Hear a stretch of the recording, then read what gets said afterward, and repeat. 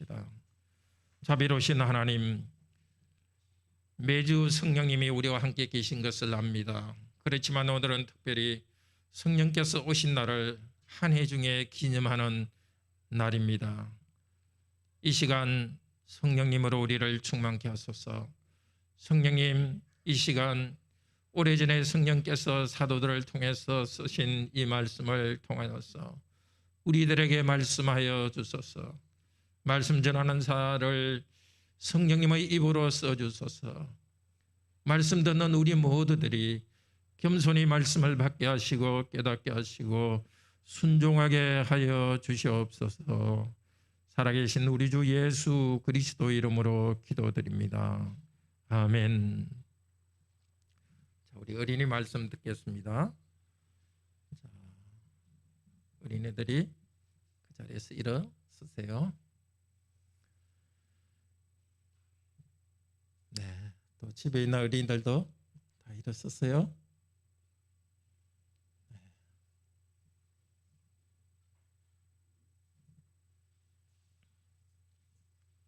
오늘은 성령님이 오신 날이라 그랬죠. 언제 성령님이 왔다 그랬죠? 오늘 읽지는 않았지만 제자들이 뭐 할 때였어요? 모여 있고 기도하고 있을 때 성령님이 왔어요. 그래서 오늘도 조금 전에도 성령님 우리에게 오셔서 우리를 충만하게 해주세요 하고 기도했습니다. 그날 성령님이 올 때 어떻게 무슨 소리가 들렸죠? 무슨 소리? 강한 바람 소리 같은 것이 들렸어요. 그러니까 성령님이 오셨지만 보이지 않으니까 성령님이 오셨다는 것을 듣게 해주려고 다른 소리를 내셨어요. 성령님이 그 소리를 낸 게 아니라 바람 소리를 통해서 성령님이 왔다는 것을 나타냈어요. 그런데 원래 이 신약 성경은 헬라말, 그리스 말로 쓰여졌는데 바람이라는 말하고 성령이란 말하고 단어가 똑같아요. 똑같은 단어예요. 그러니까 바람이 오는 걸 통해서 하나님께서 성령님, 아무것도 없는데 방 안인데 120명이 모여 있는데 너무나 큰 바람 같은 소리가 난 거예요. 그래서 성령님이 오셨다는 것, 바람과 같은 성령님이 오셨다는 걸 가르쳤어요. 그리고 나서 뭐가 보였어요? 뭐가 보였죠? 뭐가? 불 같은 것이 보였어요. 그러니까 성령님이 눈에 안 보이니까 보이는 걸 통해서 왔다는 것을 표시하려고 그랬어요. 불은 대개 위에서 밑으로 내려와요? 밑에서 위로 올라가요? 어떻게? 불이 어디서 올라가요? 밑에서 위로 올라가죠. 이번에는 불이, 큰 불이 위에서 하나로 위에서 내려오는 것 같았어요. 진짜 불은 아니었죠. 불 모양이었어요. 진짜 불이었으면 집이 타버렸겠죠. 불 모양으로 쭉 내려오는데 내려오다가 이게 막 갈라지는 거예요. 집에 가스레인지, 요즘 전기로 쓰니까 뭐 가스레인지 있는지 모르겠는데 가스레인지 불 켜면은 불이 하나로 올라가는데 올라가면서 여러 개로 갈라지잖아요. 그것처럼 위에서 불같은 것이 내려오는데 여러 개로 갈라졌어요. 갈라진 불꽃 하나하나가 어디로 갔느냐면 앉아있는 사람들 머리 위에 하나씩 딱딱 불꽃이 간 거예요. 여기 있는 어린이들, 이 교회당에 있는 지금 여기 앞에 있는 하경이하고 누구? 예연인가? 예, 이렇게 있고 여기 있는 우리 어른들도 그렇고 다 이렇게 있고 집에 있는 우리 어린이들, 어른들 위에도 다 이렇게 불꽃이 내려온 거예요. 그건 무슨 뜻일까요? 하나님, 성령님은 한 분인데 여러 사람 위에 함께 계신다는 걸 나타낸 거예요. 그런데 그때 오신 성령님은 지금도 함께 계세요. 보이지 않지만, 바람같이 보이지 않지만 우리와 같이 계세요. 한 분 성령님이 우리 한 명 한 명 위에 같이 있습니다. 지금은 보이지 않지만 함께 있습니다. 성령님이 계시기 때문에 어떤 일이 일어났는지 우리 하나님 말씀을 통해서 계속 배웁시다. 네, 앉으십시오.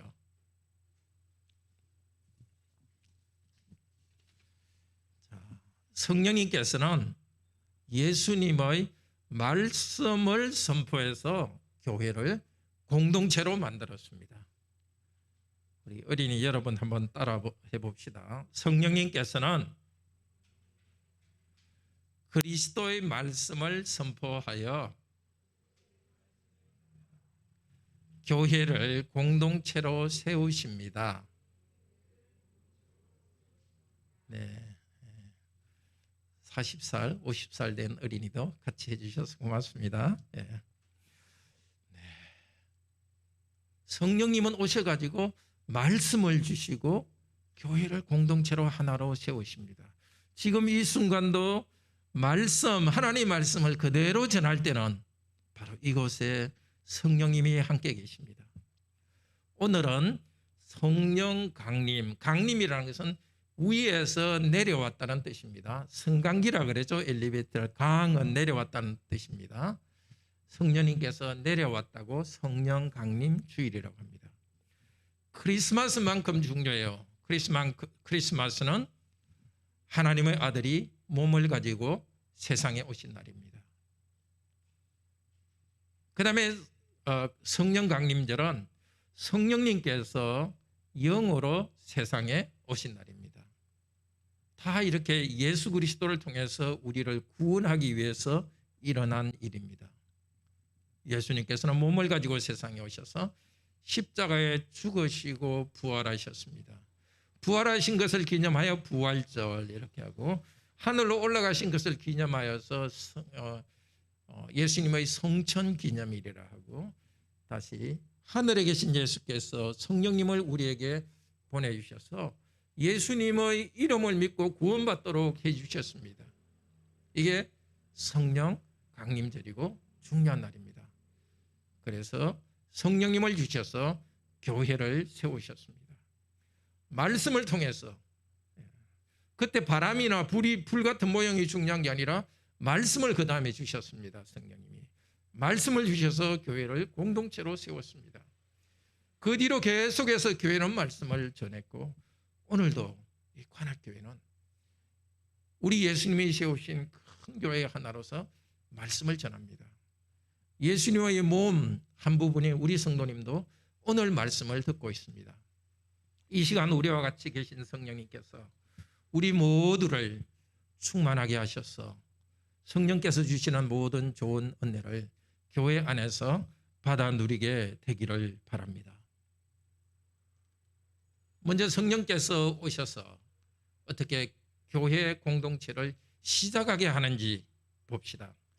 42절과 46절에는 힘썼다는 말이 나옵니다. 똑같은 말입니다. 힘썼습니다. 교회가 힘썼는데 구체적으로 말하는 것이 42절입니다. 42절에서는 가르침과 교제, 그리고 떡을 땡과 기도에 힘썼다.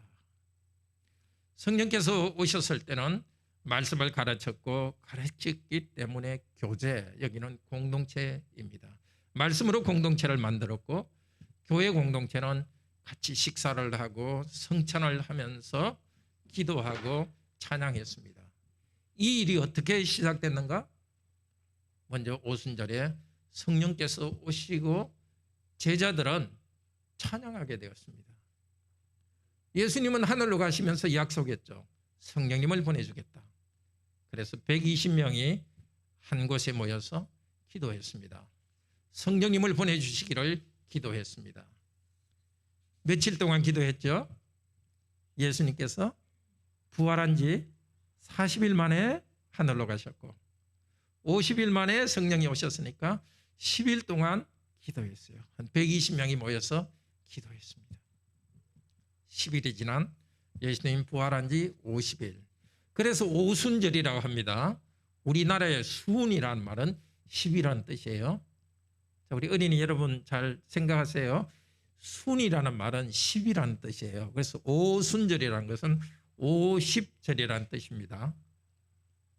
옛날 구약시대에 오순절이 있었는데 6월절 지나고서 6월절 다음 날부터 오순절인데, 이제 6월절 지난 날 예수님 부활하신 다음 날부터 50일 되는 날 성령님이 오셨습니다. 오순절입니다. 성령께서 오시니까 모양도 낮고 바람 소리로 났지만 사람들이 말하기 시작했어요. 거기 모인 사람들이 성령님의 말하게 하심을 따라서 여러 나라 방언으로 말하기 시작했다고 합니다. 방언이 뭘까요? 특별히 어린이 여러분, 방언이 여기서 뭘까요? 방언? 생각하는 거 한번 크게 말해 볼래요? 외국말. I'm a boy, English. 이제 여러분한테는 외국말이죠. 나는 소년입니다. 미국 사람한테는 이게 외국말이죠. 그런데 이스라엘, 이 갈릴리에서 온 사람들이거든요. 예수님의 제자들이 대부분 예루살렘에 지금 있었는데 외국말 배우지도 않았는데 외국말로 막 말했어요. 그때 무슨 말을 했느냐? 내용은 보면 11절에 보면 하나님의 큰 일을 말했다고 합니다. 하나님의 큰 일을 말했다는 것은 하나님은 크시다고 찬양했습니다.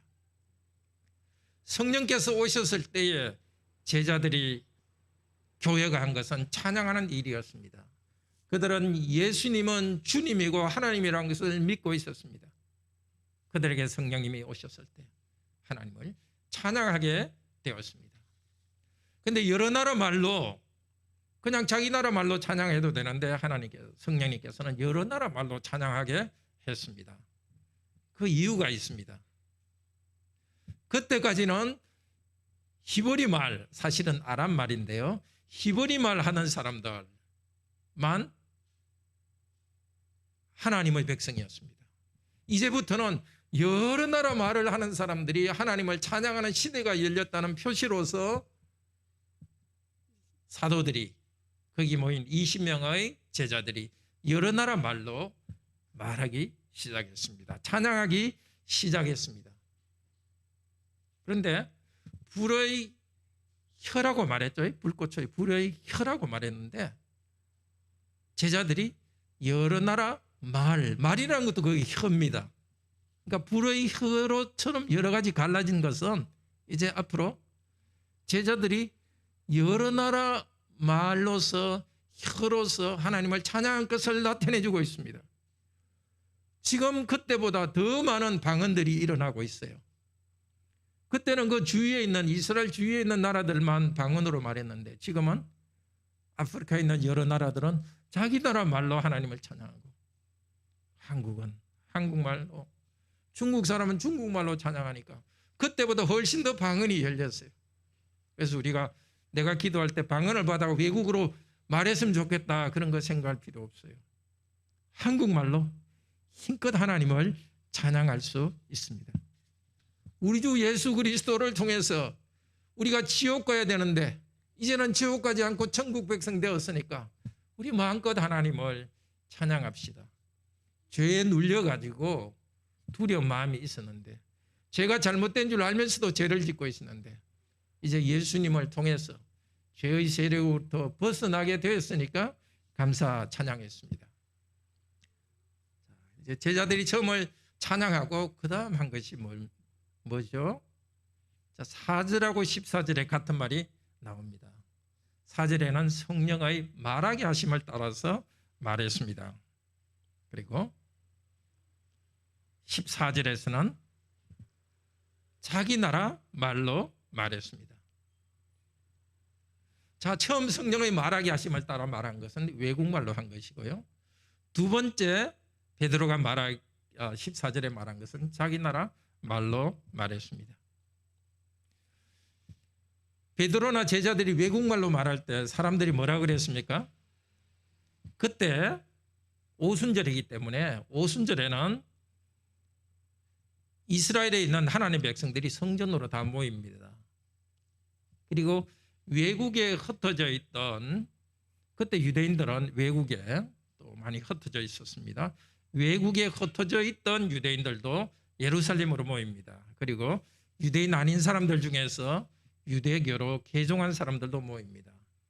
모여서 성전에서 제사 드리는데요. 그 사람들이 자기 나라 말로서 제자들이 말하는 것을 듣고서 미쳤다고 그랬죠. 제자들이 배우지도 않은 자기 나라 말로, 다른 나라 말로 말하니까 미쳤다고 말했습니다. 우리도 하나님 성령 충만하여서 하나님을 찬양하면 미쳤다고 사람들이 말할 수 있습니다. 뭐라 말하든지 우리는 하나님을 감사하고 찬양하며 살아갑시다. 특별히 어려운 일이 있고 다른 사람 같으면 불평하는데도 우리는 감사하고 살아가면 너 바보냐? 싸우지 왜 그냥 감사하고 나가냐? 사람들이 비난할 수 있습니다. 너는 그 어려운데도 그렇게 힘든데도 그렇게 감사하고 있느냐? 너 정신이 나갔냐? 그렇게 말하더라도 우리는 감사 찬양합니다. 감사 찬양했던 베드로와 제자들은 이제 자기 나라 말로 말하기 시작합니다. 14절에 보면 베드로가 제자들을 대표해서 일어나서 말합니다. 여러분, 우리는 지금 술 취한 것이 아닙니다. 지금 여러분이 들은 이 방언은 옛날 하나님께서 약속한 것이 이루어졌습니다. 옛날 요엘 선지자를 통해서 약속하신 것입니다. 말세에 마지막 날에 내가 내 성령을 백성들에게 부어준다고 하신 대로 성령을 부어주었습니다. 성령님이 오셔서 여러 나라 말로 말하기 시작했습니다. 그리고 여러분 아십시오. 여러분이 50일 전에 죽였던 예수, 그분은 그리스도이십니다. 죽었다가 부활했고 하늘로 가셨고 하나님께서는 이분이 그리스도요 주님 하나님이라는 것을 확실히 나타냈습니다.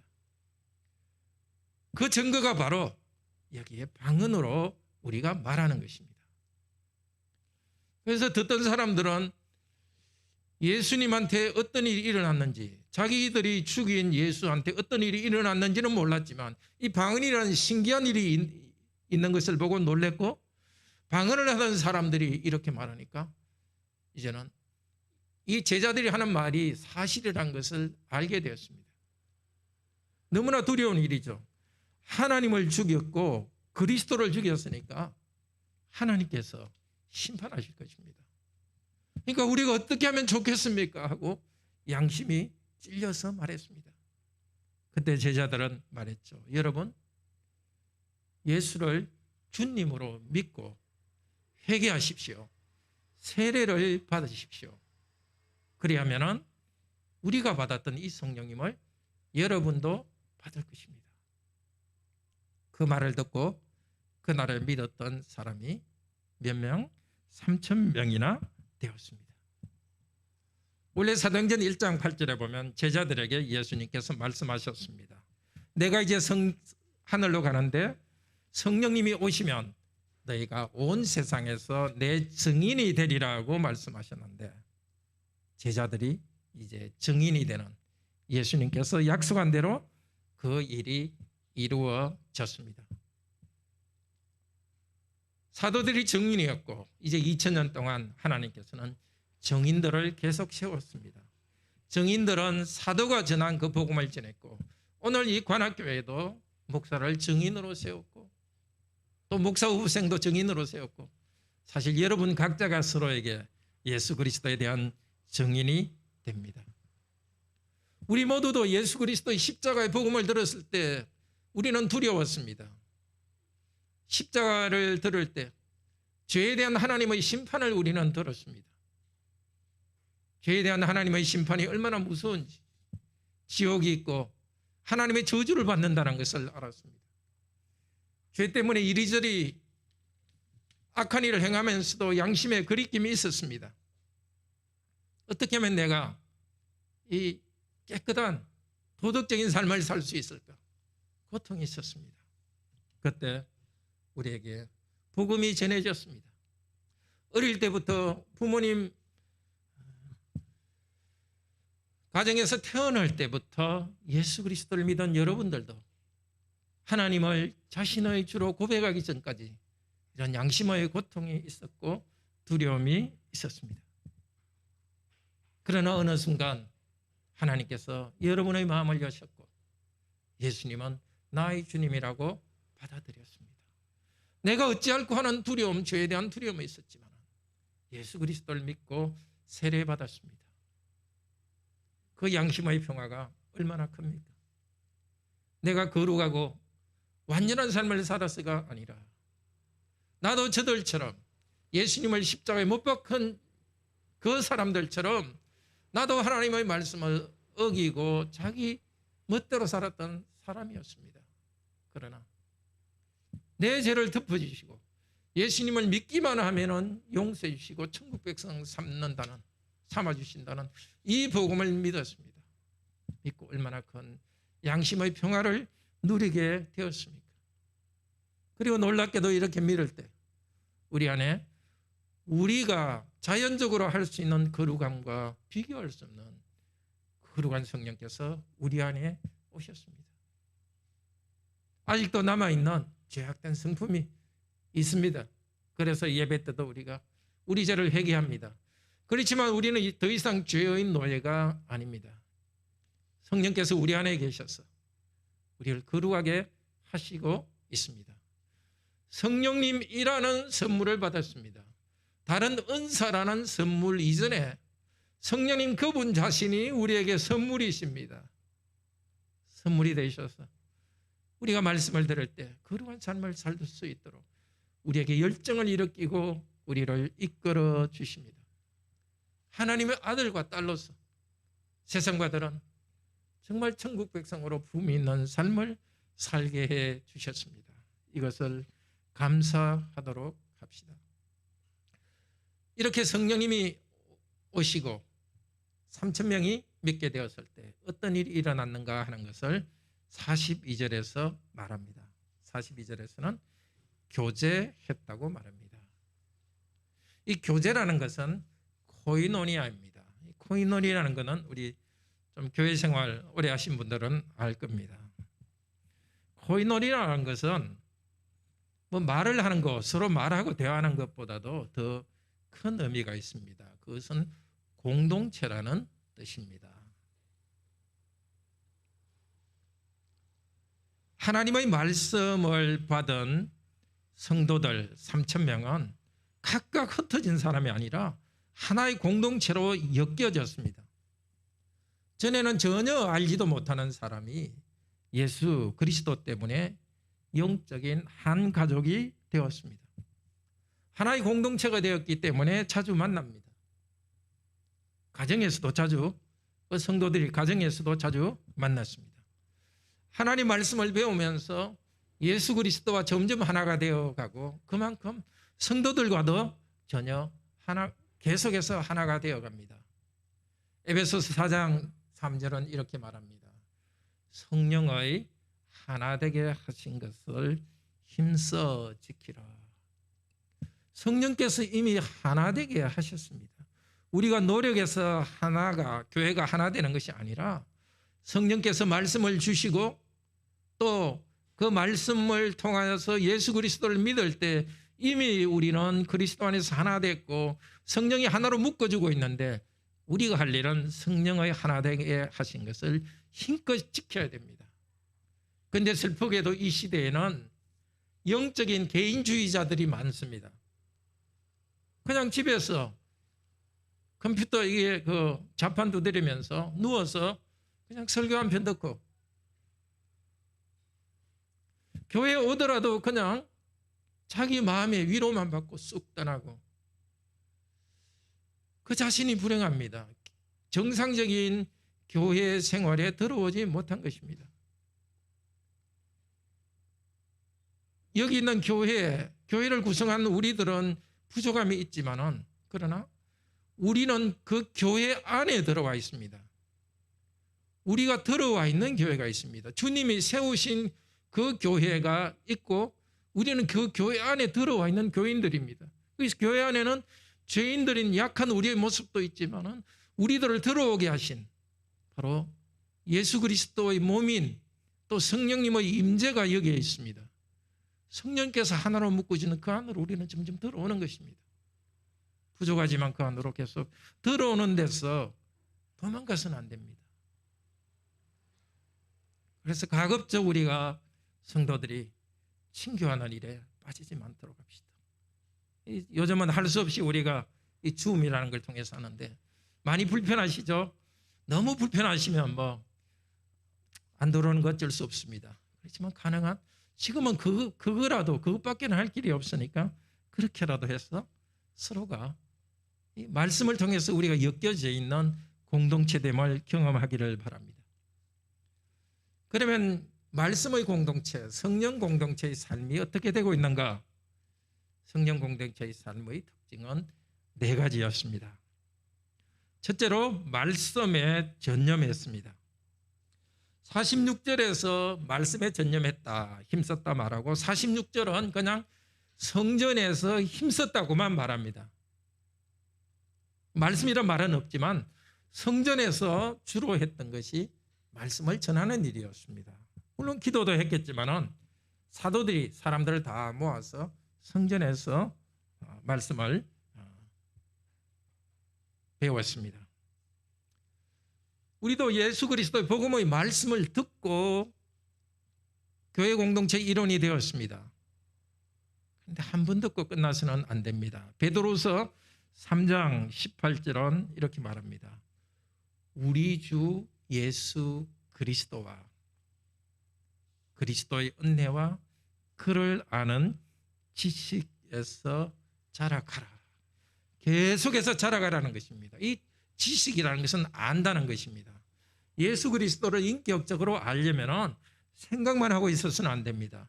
예수 그리스도가 누구인지 계속 배워야 합니다. 너무 상식적으로 알 것 같지만 다시 배워야 됩니다. 우리는 자꾸 잊어버립니다. 하나님이와 사람이신 이 존재는 우리가 상식적으로는 이해할 수 없는 분이기 때문에 잊어버립니다. 죄인을 구원하시는 이 은혜도 잊어버립니다. 우리는 계속해서 배워야 됩니다. 배우는 데 있어서 제일 중요한 것이 예배입니다. 그냥 지식적으로 배우는 것이 아니라 예배에서는 하나님께 경배하며 배웁니다. 예배에서 성공하지 않으면 인생은 실패합니다. 예배가 인생의 기준인데 여기서 삼위일체 하나님을 가장 강렬하고 구체적으로 성도와 함께 공동체적으로 만나는데 여기서 만나지 않고 개인 성경 읽기를 통해서 만난다. 그것은 앞뒤가 맞지 않습니다. 개인 경건 생활은 보조적인 수단입니다. 예배가 튼튼하고 그리고 개인적으로 가정에서 성경을 읽는 것 계속합시다. 우리 정부가 방역 지침을 정해 주었습니다. 방역 지침이라는 것은 굉장히 안전한 지침입니다. 그러니까 방역 지침을 지키면서 우리가 예배로 모이는 것은 정말 안전합니다. 그런데도 너무 그것을 염려하면서 이렇게 교회 예배 나오기를 힘들어하는 거 좀 그렇게 안 했으면 좋겠습니다. 하나님께서 우리를 지킨다는 좀 믿음을 가지고 예배로 모이면서 말씀에 전념합시다. 성령께서 주시고 있는 것을 받읍시다. 두 번째, 성령께서 만드는 공동체는 떡을 떼고 기도들을 했습니다. 역시 42절입니다. 예루살렘 곳곳에서 성도들은 집에서 성도들을 서로 초대했고 식사했습니다. 그때 식사는 떡을 떼고 포도주를 마시는 것이었습니다. 떡을 떼고 포도주를 마시는 것 뭐죠? 성찬. 식사가 성찬이었습니다. 바로 십자가에 달리시기 전날 우리 주님께서 떡을 떼시면서 너희는 이것을 행하여 나를 기념하라. 또 포도주를 따라 주어서 주시면서 이것은 언약의 피다. 이것을 행하여 나를 기념하라고 말씀하셨습니다. 성도들은 거기에 순종해서 식사하면서 성찬을 행했습니다. 성찬 가운데서 주님과 연합되는 은혜가 있었습니다. 그리고 함께 식사하는 성도들끼리 연합하는 신비가 있었습니다. 사실 이 본문을 보면 성찬이 그때는 상당히 식사하고 겹쳐 있는 걸 볼 수 있습니다. 그런데 우리 시대는 교회 역사 어느 시점에서부터인가 이렇게 예배의 한 의식으로 딱 분리됐는데 정말 이렇게 공동체적 식사와 성찬이 어우러지는 것이 맞지 않는가 그런 생각도 하게 됩니다. 말씀을 따라서 우리가 함께 그것을 좀 찾아갔으면 좋겠습니다. 그런데 여기 46절에 다른 표현을 쓰고 있습니다. 음식을 먹고 이렇게 하고 있는데요. 여기 먹고는 원래 성경의 뜻은 받았다는 뜻입니다. 받았다. 그러니까 성도들이 서로 음식을 대접하는데 받았다는 것입니다. 누구로부터? 하나님께로부터 받았던 것입니다. 식사를 대접하는 성도들은 하나님께서 나에게 이걸 주셨기 때문에 주는 것을 알았습니다. 하나님께 받은 것을 성도와 함께 나누었습니다. 우리는 지금 초대교회만큼 성찬을 자주 하지 못합니다. 그때는 식사 때마다 성찬을 했습니다. 자주 하지 못해도 우리가 하는 성찬은 큰 의미가 있고 우리를 엮어줍니다. 예수님과 점점 연합되도록, 신비하게 연합되도록 합니다. 성도들이 계속해서 서로 연합되도록 합니다. 연합되었기 때문에 성찬에 나타난 그것이 우리의 삶으로 나타납니다. 성찬의 공동체, 같이 먹고 하나님 안에서 하나 됐기 때문에 우리는 다른 일에서도 함께 나눕니다. 함께 받은 것을 나눕니다. 요즘은 집에서 초대해서 식사하기는 힘들지만 식당에서 사줄 수 있습니다. 사주실 때 항상 하나님께 받은 음식을 사준다는 생각으로 성도들 초대해서 같이 식사도 나누시기를 바랍니다. 성령 공동체, 말씀 공동체, 첫 번째 특징은 말씀을 계속 배웠고, 두 번째 같이 먹고 마시고 성찬에 참여했습니다. 세 번째 찬양하고 기도했습니다. 47절에 보면 찬미한다는 말이 나오는데요, 이 단어는 누가복음과 사도행전에 주로 나옵니다. 구원하시는 일에 대해서 찬양합니다. 누가복음 2장 13절에는 예수님이 탄생하셨을 때 천사들이 양치는 목자들 앞에 나타나서 하나님을 찬양했습니다. 하늘에는 영광, 땅에서는 기뻐하심을 입은 자들에게 평화, 우리를 구원하시는 하나님을 찬양했습니다. 그리고 그들의 찬양을 들은 목자들은 곧이어 20절에 보면은 베들레헴 구유로 가서 거기서 아기 예수를 보고 또 찬양했습니다. 그리고 누가복음 19장에는 예수님이 낙이 타고 예루살렘에 들어갈 때 백성들이 왕으로 오시는, 낙이 타고 왕으로 오시는 예수 그리스도를 찬양했습니다.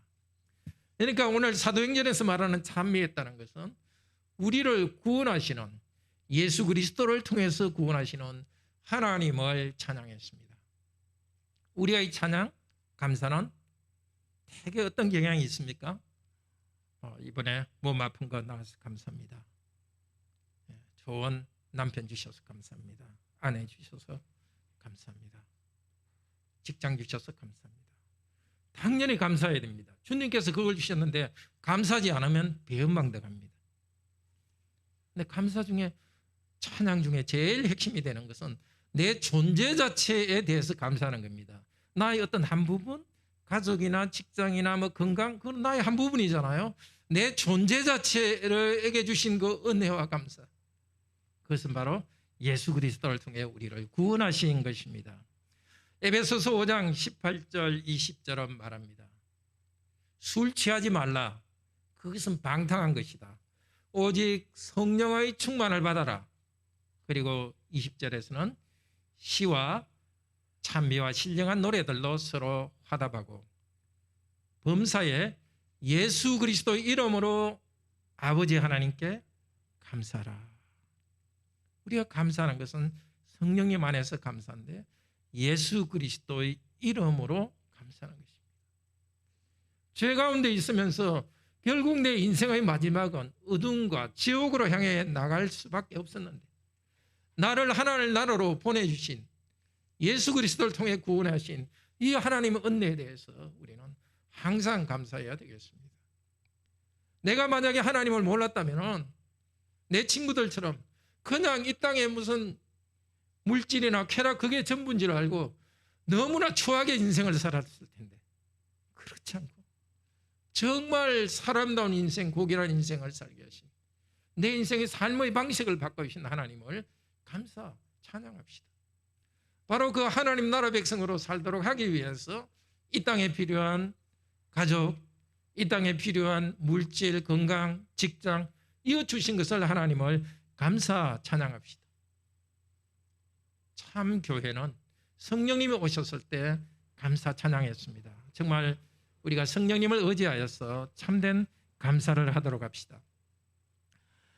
지금도 우리 하나님께서는 예수 그리스도의 복음을 통해서 계속 우리를 구원하시고 우리가 엉뚱한 길로 가려 할 때 다시 우리를 원 길로 회복해 주셔서 천국 백성으로 가게 하셨으니 감사합시다. 그리고 42절은 기도들에 힘썼다고 합니다. 원래 기도는 넓은 뜻이고요. 그 안에는 찬양도 포함되어 있습니다. 찬양과 기도. 모여서 찬양과 기도 감사했고 개인적으로 감사와 기도했습니다. 우리도 이 교회에서 특별히 함께 모여서 예배 시간에 온전히 하나님을 향하여서 찬양하도록 합시다. 또 목사가 예배를 인도하는 가운데 기도할 때 정말 내 영혼을 다하여서 기도합시다. 또 개인적으로 당연히 기도합시다. 우리가 세상으로 나가기 전에 정말 하나님께로 나아가도록 합시다. 기도로 나아갑시다. 우리는 먼저 하나님께 나아가기 때문에 인생의 문제를 풀 수 있습니다. 몸이 아플 때는 병원에 가면서 의사를 주관하시는 하나님을 은혜를 바라봅니다. 또 성도의 아픔을 마음에 안고서 성도를 위해서 기도합시다. 우리 성도님들이 기도에 참여할 수 있도록 수요 기도회, 금요 기도회 있으니까 교회 오시거나 아니나 줌으로 참여하시거나 또 더 나아가서 개인적으로 기도 생활 잘 하도록 합시다. 기도와 찬송 가운데 성령으로 충만케 됩니다. 그러니까 성령 충만하니까 기도와 찬송하게 되고 그다음에 우리들이 또 기도와 찬송하는 가운데 성령께서 우리를 충만하게 하십니다. 성령의 공동체 네 번째 특징은 은사를 서로 나누었습니다. 44절은 이렇게 말합니다. 우리 같이 한번 읽읍시다. 믿는 사람이 다 함께 있어 모든 물건을 서로 통용하고 또 재산과 소유를 팔아 각 사람의 필요를 따라 나누어주며 이 다 함께 있다는 것을 이단들은 잘못 해석해요. 교인들이 다른 데 안 가고 계속 이렇게 모여 있고 가정도 내팽치고 모이는 걸로 알고 있어요. 이 다 함께 있다는 것은 각자 있더라도 항상 한 공동체, 한 가족으로 있는 것입니다. 물건을 다 팔아. 이것도 이단들은 물건 다 팔아라 이렇게 하는데 그렇지 않고요. 성도들 중에 가난한 사람이 있으니까 그 성도들 필요를 채우기 위한 만큼 나누는 것입니다.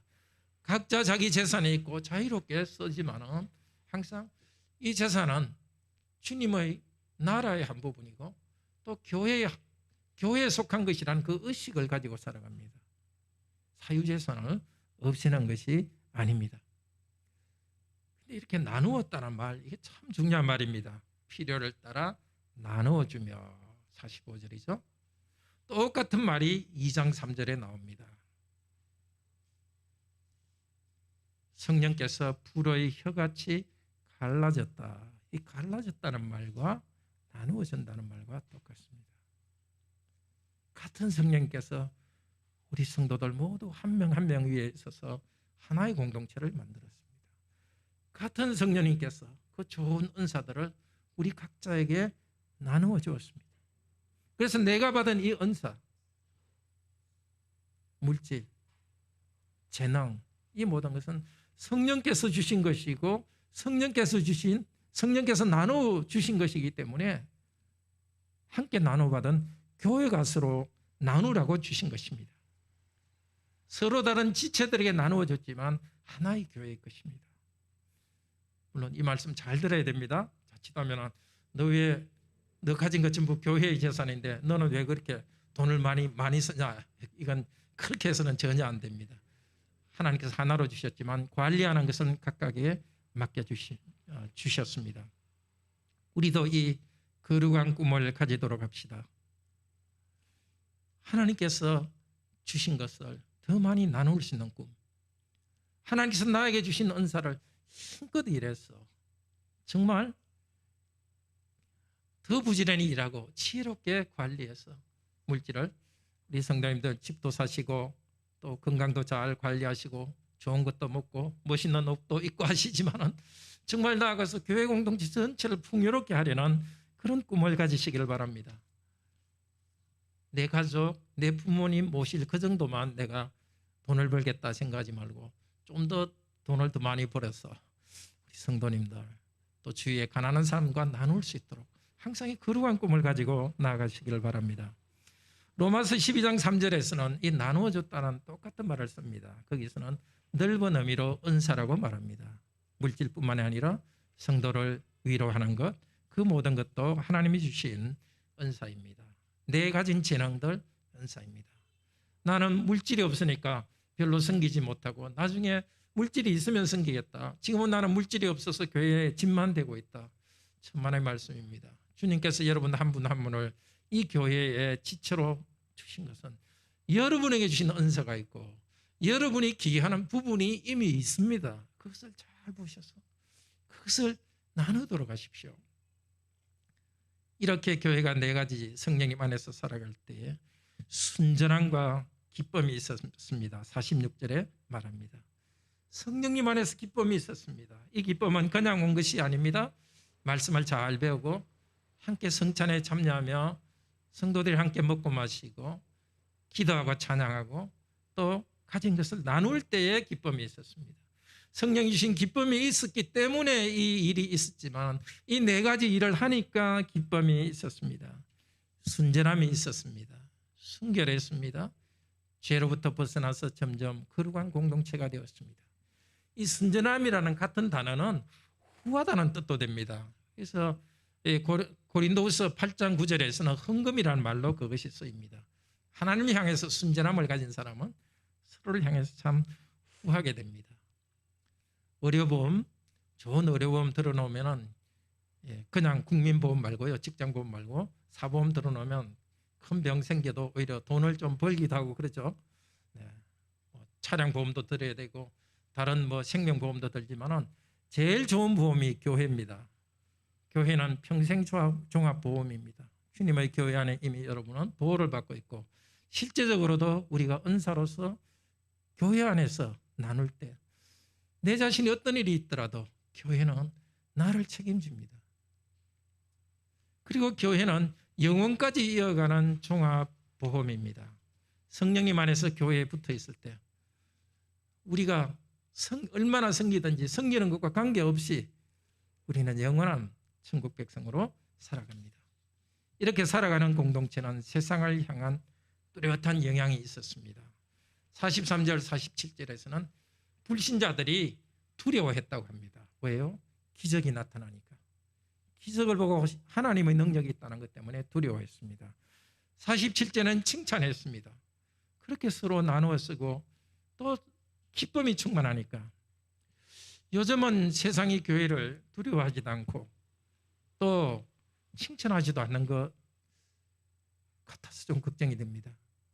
우리가 말씀대로 살아서 핍박하면 좋겠는데 그게 아니라 우리가 성경에 있는 대로 성령께 순종하지 않아서 이런 것이 아닌가 걱정이 됩니다. 우리도 이 시대에 놀라운 기적을 성령님 안에서 보여줄 수 있습니다. 그 기적은 바로 사랑의 기적입니다. 정말 교회 밖에 있었으면 인생이 어떻게 될지 모르는 사람들, 저도 그렇고 여러분 한 분 한 분 그렇지 않습니까? 교회 안에 와서 사람이 좀 안정을 얻고 이렇게 피어나가는 것을 볼 때 그 안에서 성도들이 사랑하는 것을 볼 때 그 사랑의 기적입니다. 가족, 교회 성도들 정말 부족함이 있습니다. 아이고 저런 죄인들, 저렇게 힘든 사람. 근데 우리 주 예수님께서는 죄인들을 사랑하러 오셨습니다. 죄인들이고 나한테 힘들기 때문에 멀리하는 것이 아니라 죄인들이기 때문에 가까이 가는 우리 예수님의 영 안에서 우리가 서로 사랑하며 세울 때에 놀라운 그것이 기적입니다. 직장에서도 항상 오리를 가고자 하는 자에게 심리를 가는 그 일을 통해서 사랑의 기적을 보여줄 수 있습니다. 놀랄 것이고 칭찬할 것입니다. 그리고 47절 세상을 향해서는 주 예수께서 구원받는 사람을 날마다 더했다고 합니다. 교회가 사랑으로 공동체로 살아갈 때 날마다 더했습니다. 또 하나 교회가 말씀을 전할 때에 더 많은 사람이 교회에 새신자로 오도록 했습니다. 복음을 전한 것, 사랑하며 살아가는 것, 성령님 안에서 우리가 살아갑니다. 그런데 새신자가 교회 와서 교회 공동체로 적용하는 것은 주님께서 하시는 일입니다. 우리가 할 일하고 주께서 사람들을 보내줄 때 우리는 환영하는 특권이 있습니다. 저도 개인적으로 목사로서 내가 제대로 전도하고 있는가, 요즘 기도하면서 전도자로서 내가 제대로 살아야 되겠다 기도하고 있습니다. 아마 제가 좀 더 많이 헌신하면 성도님들도 좀 더 모범을 보면서 더 복음 전하는 사람들이 될 것입니다. 말로 복음을 전하고 우리의 행동으로 예수 그리스도를 증거하도록 합시다. 교회가 성장하는 것은 우리 주님께서 하십니다. 그런데 자세히 보십시오. 구원 얻는 사람들을 더해지게 하셨다고 합니다. 교회는 한 명 한 명이 개인으로 오는 것이 아니라 더해지고 붙어지는 것입니다.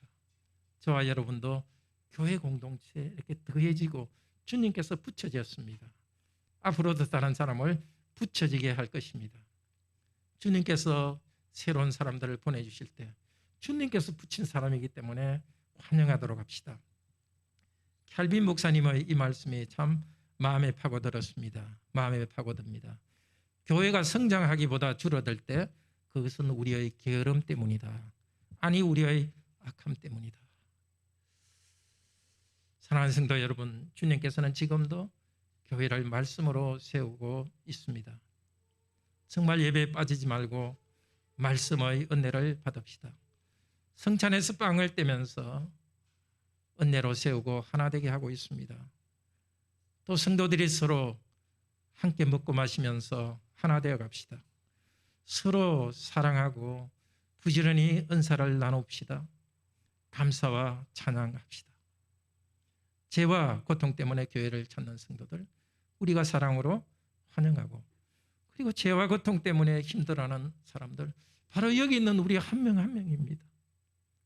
제가 목사로도 우리 성도님 한 분 한 분 신방하고 말 들어보면 정말 그래요. 우리 성도님 한 분 한 분 한 가정 한 가정이 아픔이 없는 가정이 없습니다.